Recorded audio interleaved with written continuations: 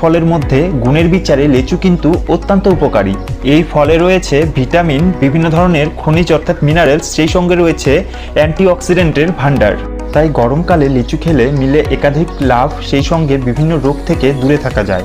বিশেষজ্ঞদের মতে 100 গ্রাম লিচু খেলে আপনি 66 ক্যালোরি শক্তি পাবেন, সেই সঙ্গে 8.3 গ্রাম প্রোটিন, 0.44 গ্রাম ফ্যাট, 16.5 গ্রাম কার্ব এবং 1.3 গ্রাম ফাইবার, 15.2 গ্রাম সুগার এবং 71.5 গ্রাম ভিটামিন সি পেতে পারেন। এই পরিসংখ্যানই বলে দেয় শরীরের জন্য লিচু কতটা উপকারী।